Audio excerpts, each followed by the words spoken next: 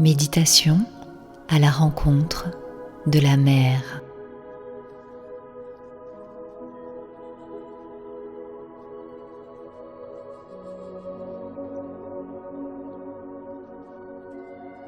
Prenons un instant pour nous asseoir sous un arbre, sous notre arbre de vie.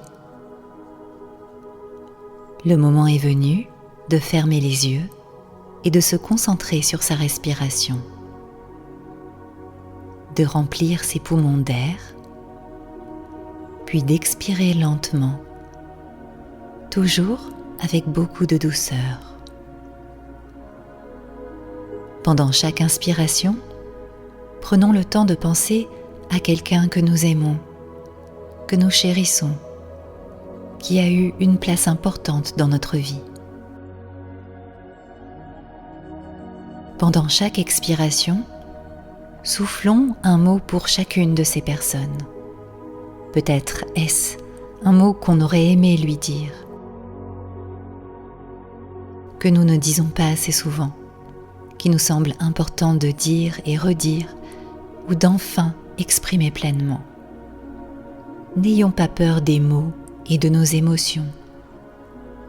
Voyons ce souffle, cette expiration, comme un moyen de les exprimer, de les matérialiser. À mesure que nous inspirons puis expirons, nous allons commencer à visualiser une boule de chaleur bienveillante au niveau de notre ventre, de notre nombril. Cette dernière est peut-être de couleur orange, ou du moins de couleur chaude. On peut la ressentir comme une source de chaleur réconfortante, rassurante, apaisante. Petit à petit, nous la sentons rentrer dans notre ventre, rentrer en nous et nous emmener avec elle. Après avoir traversé un long couloir, une longue allée, nous nous trouvons face à une arche recouverte de jasmin en fleurs, symbole de pureté, de douceur de vivre et de tolérance. Nous pouvons sentir le parfum entêtant de ces délicates fleurs, tantôt blanches, tantôt jaunes, tantôt rouges, rosées même. Ici et là, des abeilles butinant de fleur en fleur le précieux nectar, virevoltant dans les airs les pattes recouvertes du pollen qu'elles changeront plus tard en miel. Prenons un instant pour apprécier ce moment, ce spectacle magnifique, pour remplir nos poumons de cette douce odeur de jasmin frais, pour nous remémorer les souvenirs qu'elle nous inspire. Derrière cette arche, nous pouvons apercevoir une porte s'ouvrant sur un voyage au cœur de nous-mêmes, dans notre jeu profond, dans notre propre ventre. Nous pouvons également le visualiser comme un retour dans le ventre de sa mère, ou encore comme une descente vers une grotte souterraine, sous-marine, ou dans un lieu caché à l'abri de tous. Quel qu'il soit, nous finissons par traverser l'arche et par en pousser la porte, découvrant derrière un endroit chaleureux et accueillant, un endroit que nous avons la sensation de connaître, qui nous inspire un sentiment de repos, de bienveillance, d'introspection. C'est un lieu, une pièce circulaire. Au centre, il y a un feu. C'est peut-être une cheminée, un vieux poêle à bois ou encore un feu à même le sol. On peut entendre les bûches crépiter et sentir l'odeur du feu de bois et d'un mélange d'épices et de fleurs, n'étant pas sans nous rappeler des souvenirs de notre enfance. À côté du feu se trouve un fauteuil, recouvert d'un plaid et d'un vieux livre sur lequel nous finissons par prendre place. Tout autour de nous est calme et paisible. Seul le bruit du feu et de la bouilloire posée dessus se fait entendre. C'est un bruit rassurant, apaisant. Nous nous versons une tasse de ce thé épicé qui, posé sur le feu, embaume toute la pièce.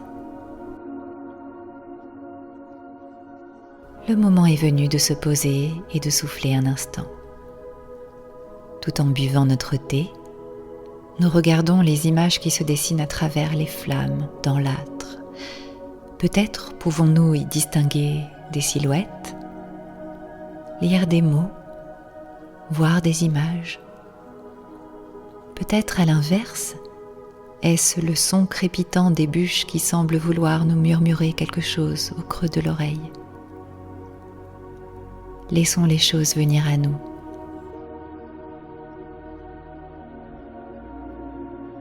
Et s'exprimer comme elles le désirent.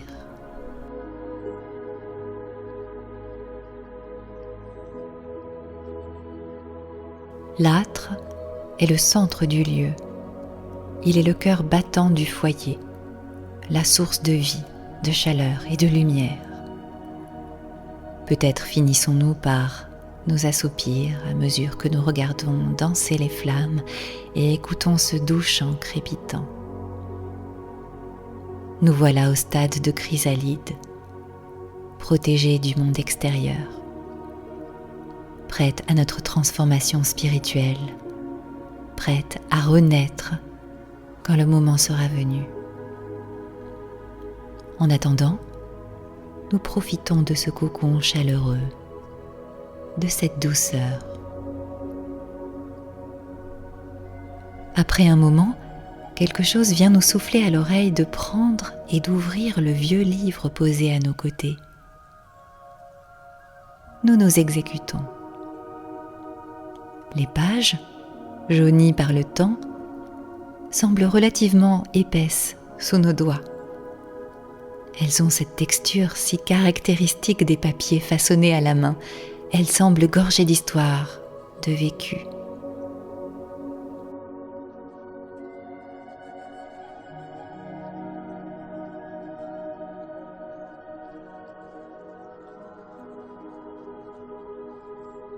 Au bout de quelques pages, nous prenons petit à petit conscience qu'il s'agit d'un livre retranscrivant notre histoire et celle de nos ancêtres.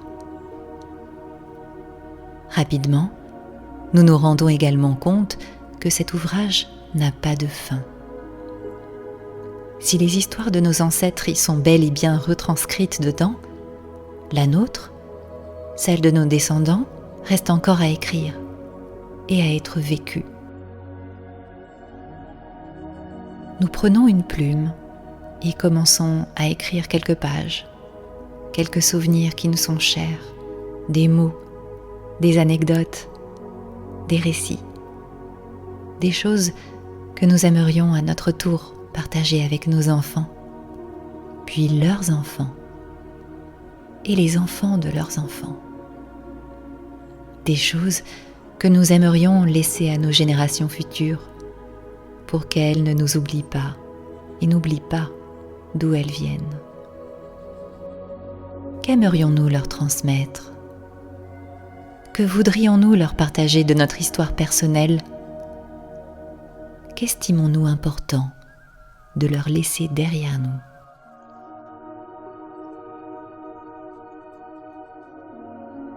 Nous en profitons également pour écrire quelques mots à l'intention des personnes qui nous ont quittés, qui nous ont été chères et que nous gardons précieusement dans notre cœur. Ce livre, ce journal, est une passerelle vers les mondes. Peut-être un jour pourrons-nous emmener notre fille, notre petit-fils ou encore notre arrière-petite-fille pour venir le découvrir, le lire à son tour et en continuer la rédaction. Une fois que nous avons fini de rédiger ce que nous voulions transmettre et raconter, nous posons l'ouvrage, caressons sa couverture une dernière fois, puis sortons petit à petit de notre chrysalide.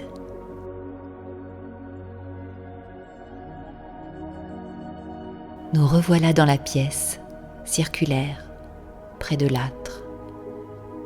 Tout est toujours aussi silencieux, calme, paisible. Nous prenons le temps de finir notre thé aux épices. Puis, après un instant, nous nous relevons et prenons le temps de regarder autour de nous, d'apprécier ce moment, ce lieu sacré. Le moment est venu de partir. Nous regagnons la porte, puis l'arche garnie de jasmin en fleurs. Nos amis les abeilles sont toujours affairées à en récolter le nectar. Nous les remercions pour tous les bienfaits qu'elles apportent à notre monde, à notre planète. Progressivement, nous remontons l'allée, le couloir, et nous apprêtons à ressortir de notre nous intérieur, de notre ventre.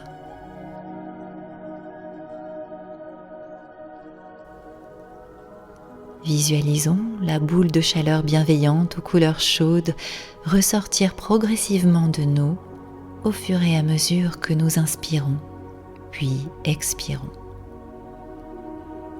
Apprécions la chaleur qu'elle déverse dans tout notre être, dans notre corps et notre cœur. Concentrons-nous sur notre respiration quelques instants supplémentaires avant de réouvrir les yeux et de reprendre conscience de ce qui nous entoure. Prenons encore un moment pour réfléchir à ce moment passé, à ce que nous avons pu lire dans ce vieux livre aux pages jaunies et ce que nous y avons écrit à notre tour. Prenons un moment pour penser à nos ancêtres, aux personnes, aux êtres que nous aimons, que nous chérissons. N'oublions pas de remercier l'esprit du lieu pour nous avoir accueillis et guidés en ce lieu sacré. Si nous le désirons, nous pouvons brûler un bâton d'encens, un peu de sauge, ou encore allumer une bougie et la laisser se consumer jusqu'au bout.